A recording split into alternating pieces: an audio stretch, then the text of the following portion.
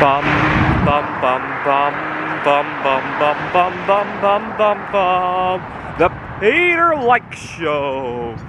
Bum bum bum bum bum bum bum. So I am 13 hours into my hunger strike and potentially my trip to heaven with my fasting, and once again I feel a great sense of relief because I don't always have all the right answers here on earth, and to think that just give it another few weeks, it'll be all over, gives me a great sense of relief. Of course, I've never actually completed the trip to heaven. I've gone pretty close though, I want to say, especially when I do a dry fast. This one's a wet fast because I have to interact with people. I teach at 2 different colleges, and there's a lot of interactions I have to deal with. I don't want to be doing a dry fast with them, but even a wet fast, I've come pretty close to arriving at heaven, I want to say. My longest was 82 hours, and I got delirious at the end. And, obviously I don't have a whole lot of body fat to use, so 82 hours is probably a good fraction of the way there, I want to say. At least a good fraction until serious things, right? And I felt a great sense of relief. I want to talk about the last couple of times where I almost completed the journey to heaven. My first serious attempt was probably when I was living in Wallace, Idaho at the beginning of the pandemic. What had happened was the pandemic had hit, and I moved out of the Seattle area.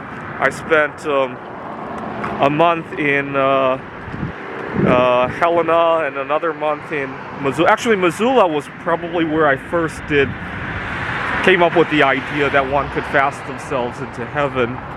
What had happened was I had just gotten over an binge eating disorder, and I was on top of everything. I was writing the #1 AI for the game of backgammon. I named it Corona Gammon, and I had quite a few connections in Missoula. There was a favorite trail that I used to like, and I had made quite a few friends there. I thought to myself, this would be the great place to finish the last chapter of my life. I don't want us to recover from COVID, go back, and then have all the dramas. I don't do very well with in-person work. My politics, just the way I like to enjoy life often doesn't mesh with my peers, and the thought of COVID ending and going back to that scared the craps out of me. And I thought this would be the best place and time to say goodbye to this earth.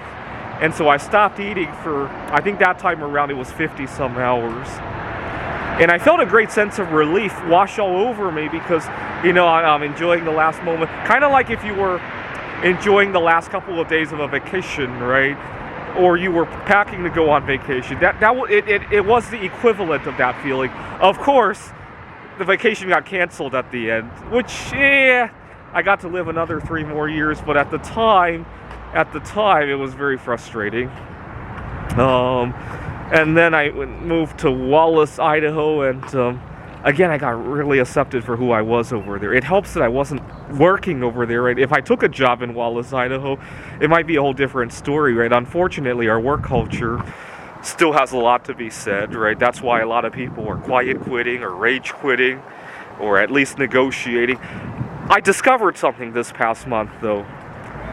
It's not hard to just ask for something, even if you think it's a ridiculous thing at work, right? So various days that I want off, or we have a very cumbersome grading system, and I said, you know what, I felt like last night, I really felt like I was whacking my head against the wall for 2 hours. The students really know where their grades stand. Is it okay if I wait until at least they finish the midterm so I can do it all in one go? Because every time I open the grade book, I feel like I'm whacking my head against the wall. That's what I told my boss. And to my surprise, she was very understanding of that. She knows I have a PhD and all that, obviously. And, the thought of having to return to in-person work at the time was just too much for me. And when I did my fast, because fasting is something I get to control, right? Nobody's gonna stuff food into my face. And so it felt like I regained that control, right? And especially, I'm thinking this time around, if I end up going on a long enough fast and I start losing 10 or 20 pounds, you know, if people get concerned for me, there could be an open dialogue, right? I haven't been able to eat very much because of this, and this, right? Whether it be at the workplace or better yet, the board game meetup, because I've been dying to play a board game. I don't even want to say the name of the game here because it's been a source of bad luck for me. Nobody wants to play with me, and if I start losing 10, 15, 20 pounds, 30 pounds, you know, I come to the edge of death.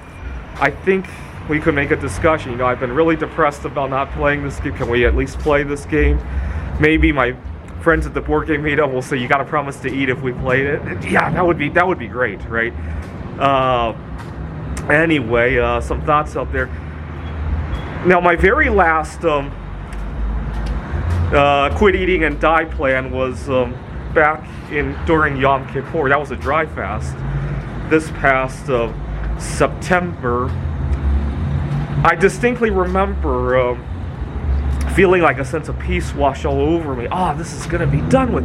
The only reservation I had at the time was that it was in the middle of the semester, and I really loved all my students at both colleges, and in fact, I was teaching that day on Yom Kippur. You guys may have remembered. I think I even shot a video before I began the class that day.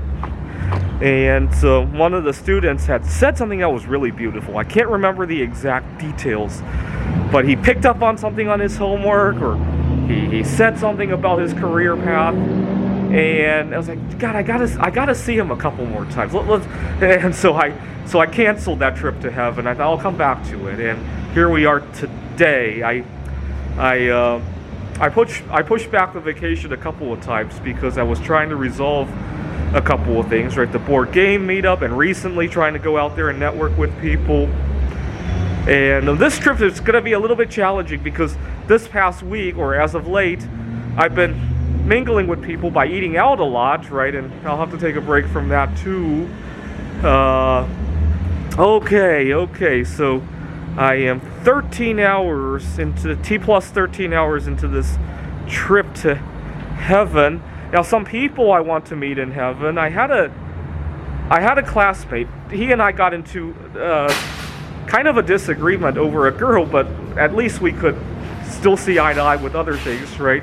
He was showing me how to extract gold from computer chips, and what was really interesting was that I was at his apartment. He showed me all these chemicals he had. I asked him, where do you buy, I think it was hydrochloric acid, muriatic acid.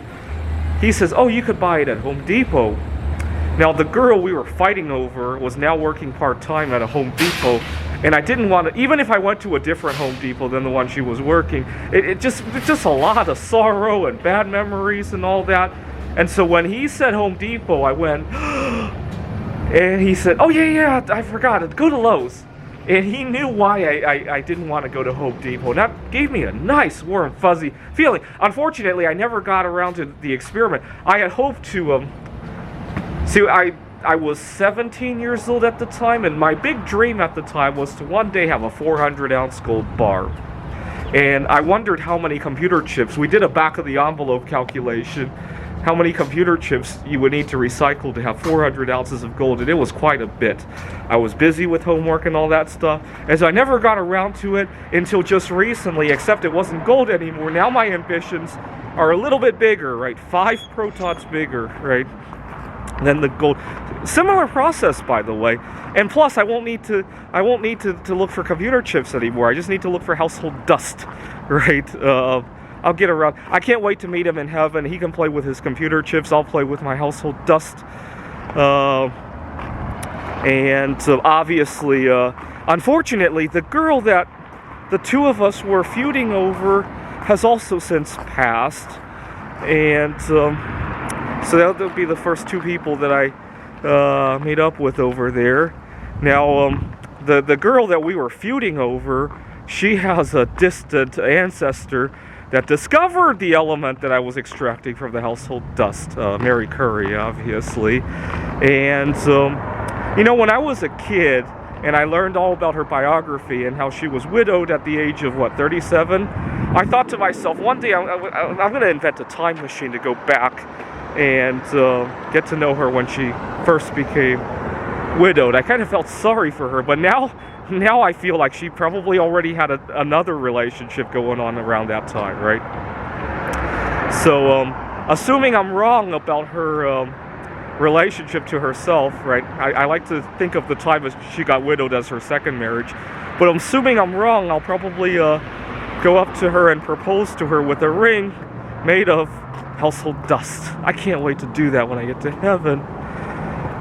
All right, 13 hours into this journey. This is the Peter Likes Show. Bum bum bum bum bum bum bum bum bum bum bum bum. The Peter Likes Show. Bum bum bum bum bum bum bum.